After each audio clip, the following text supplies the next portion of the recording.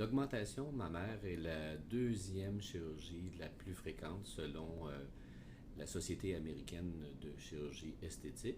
En fait, en 2015, il y aurait eu au-delà de 300 000 procédures faites aux États-Unis. À notre clinique, il s'agit de la chirurgie en fait la plus fréquente.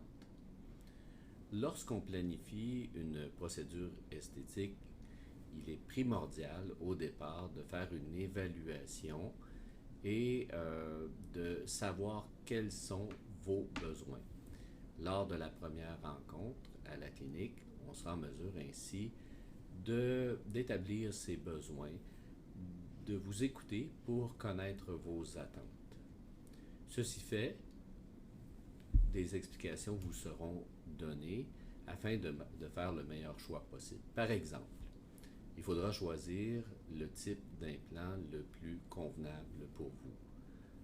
Si on en parle un peu, on peut parler au départ des implants de salin physiologique qui constituent un choix qui est encore populaire de nos jours. Ses avantages, c'est que si jamais il y a une rupture, la rupture est documentée immédiatement parce que le sein va dégonfler, donc c'est facile de le savoir. Il est un peu moins coûteux que l'implant de silicone. Cependant, sa texture va être un peu moins naturelle et il peut aussi donner des plis qui sont soit palpables ou même parfois visibles. En contrepartie, l'implant de silicone, lui, va nous donner une texture qui est beaucoup plus naturelle. Les nouveaux implants de silicone sont faits d'un gel cohésif, donc qui en principe ne se répand pas. On a une vaste expérience avec les implants de silicone. On sait qu'ils ne sont pas forcément dangereux pour la santé, mais il ne faut pas négliger une rupture. Et pour documenter si l'implant est rompu, il faudra faire un examen qui, en l'occurrence, est une résonance magnétique. Donc, ces implants sont autorisés aujourd'hui par Santé Canada, sont utilisés de façon sécuritaire et constituent le choix pour les gens finalement qui veulent une texture qui est plus naturelle et pour éviter aussi les plis palpables ou visibles dans beaucoup de cas. Une fois qu'on a choisi si on préfère le salin ou le silicone, on va devoir par la suite voir un peu quel est l'implant qui est le plus convenable.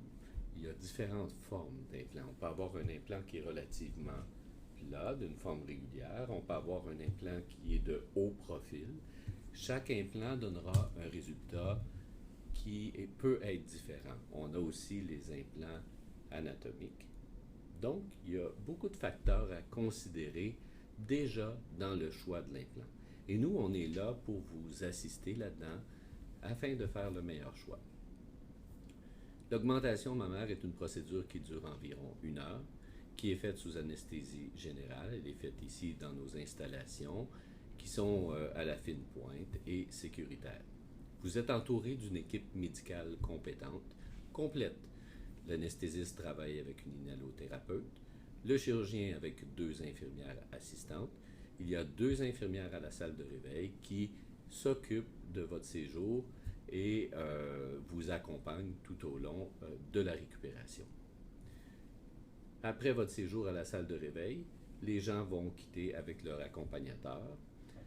Déjà, on a mis en place un soutien-gorge qu'on va recommander de porter jour et nuit pour la première semaine, ensuite le jour pour compléter 1 mois. Évidemment, il y a un inconfort qui nécessite des médicaments antidouleurs, principalement pour les premiers 48 à 72 heures. On doit éviter les exercices physiques violents, les sports de contact pour au moins 4 semaines. Pour ce qui est des exercices plus légers, on peut reprendre déjà après 2 semaines. Pour l'arrêt de travail, pour le travail sédentaire, en général, les gens vont reprendre après 7 à 10 jours.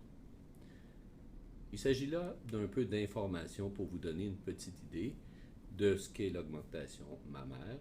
Évidemment, il y a beaucoup d'autres choses qui impliquent ce processus-là et qui sont révisées en détail lorsque vous nous visitez à notre clinique.